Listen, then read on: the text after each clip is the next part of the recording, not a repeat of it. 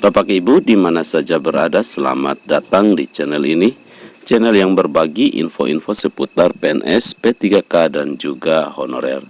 Bapak dan Ibu, pada kesempatan ini kembali admin menyapa Bapak Ibu semoga berada dalam keadaan yang sehat-sehat selalu dan tetap dalam lindungan Tuhan yang Maha Kuasa.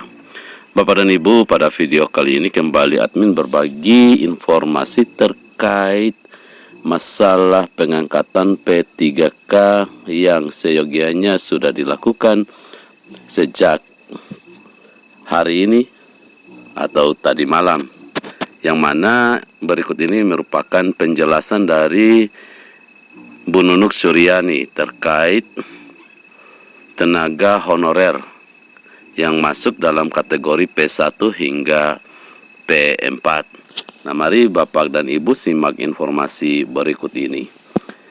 Seperti dilansir dari jpnn.com bahwa penjelasan terbaru Dirjen Nunuk soal pengangkatan P3K guru 2023 P1 aman, P2 hingga P4 kira-kira bagaimana? Nah, mari Bapak dan Ibu simak informasi berikut ini. Namun sebelum admin melanjutkannya, admin berharap dukungan daripada Bapak dan Ibu untuk perkembangan channel ini dengan cara subscribe dan juga nyalakan loncengnya. Mari Bapak dan Ibu simak informasi berikut ini. Pendaftaran CPNS 2023 dan P3K sudah dimulai sejak tadi malam. Namun masih banyak honorer yang belum berani mendaftar karena masih menunggu perkembangan. Apalagi pendaftaran ditutup pada 9 Oktober mendatang. Khusus 23, ada banyak pertanyaan dari guru lulus passing grade atau PG hasil seleksi P3K 2021. Apakah mereka perlu membuat akun kembali atau tidak? Dan apakah mereka akan dites kembali atau tidak? Nah, Bapak dan Ibu merespon hal tersebut Direktur Jenderal atau Dirjen Guru Tenaga Kependidikan GTK Nunuk Suryani mengungkapkan, semua guru honorer tanpa terkecuali harus membuat akun baru di portal SSCASN milik Badan Kepegawaian Negara atau BKN. Tujuannya Bapak dan Ibu untuk mengetahui update data guru honorer, berapa banyak yang sudah resign, meninggal, dan lainnya. Nah, Bapak dan Ibu, P1 tetap buat akun baru ya. Begitu juga P2, P3 hingga P4, kata Dirjen Nunuk dalam Coffee Morning Ditjen GTK Kemdikbudristek bersama Forum Wartawan Pendidikan Kebudayaan atau Fortadik di Jakarta Kamis 21 September. Akun baru ini lanjutnya dibuat di SSCASN BKN dan bukan di portal p3kguru.kemdikbud.go.id. Portal P3K Guru milik Kementerian Pendidikan, Kebudayaan, Riset, dan Teknologi atau Kemdikbudristek ini hanya menyajikan informasi. Begitu juga pendaftaran semuanya melalui satu pintu di SSCASN BKN. Nah, Bapak dan Ibu, perlu juga diketahui walaupun harus membuat akun baru dan mendaftar kembali, para guru lulus PG yang notabene adalah prioritas 1 P1 ini tidak akan dites kembali. Mereka, kata Dirjen Nunuk, tinggal ditempatkan saja. Jadi sisa P1 yang belum mendapatkan formasi P3K 2022 ini tinggal tunggu penempatan saja. Ini termasuk 3.000-an P1 yang sebelumnya penempatannya dibatalkan ya, ucap Dirjen Nunuk.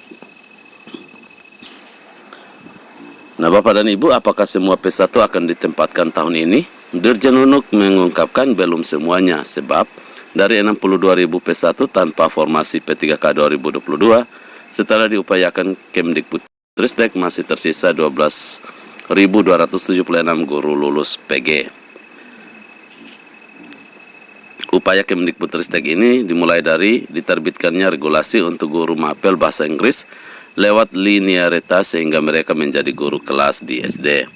Begitu juga untuk guru mapel prakarya dan kewirausahaan atau PKWU yang penempatannya sesuai ijazah. Ambil contoh guru PKWU yang ijazahnya mapel IPA, maka bisa mengajar sesuai ijazahnya. Artinya Bapak dan Ibu tidak harus PKWU, tetapi formasi yang sesuai ijazah guru bersangkutan. Nah, Bapak dan Ibu, bagaimana dengan status guru P2 atau honorer K2? P3 guru honorer negeri masa pengabdian minimal 3 tahun, dan P4 lulusan PPG dan guru honorer negeri maupun swasta yang masa pengabdiannya di bawah 3 tahun dan tercatat di Dapodik. Ternyata semuanya punya peluang sama juga.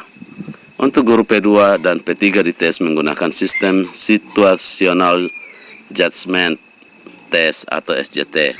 Tahun lalu P2 dan P3 hanya dites observasi, sedangkan tahun ini tes CAT BKN juga. Namun tesnya bukan pengetahuan tetapi pada SJT yang lebih membahas pada proses pembelajarannya, ungkap Dirjen Nunuk. Untuk peserta dari pelamar umum atau P4 tambahnya menggunakan CAT kompetensi teknis, manajerial, sosiokultural, dan wawancara.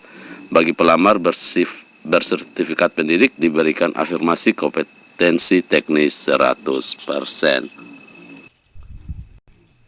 Prinsipnya, tegas Nunuk, walaupun di dalam Kemenpan RB 649 tahun 2023 tentang juknis pengadaan P3K Guru 2023 di instansi daerah tidak menjabarkan detail soal keberadaan P1 hingga P4 ini.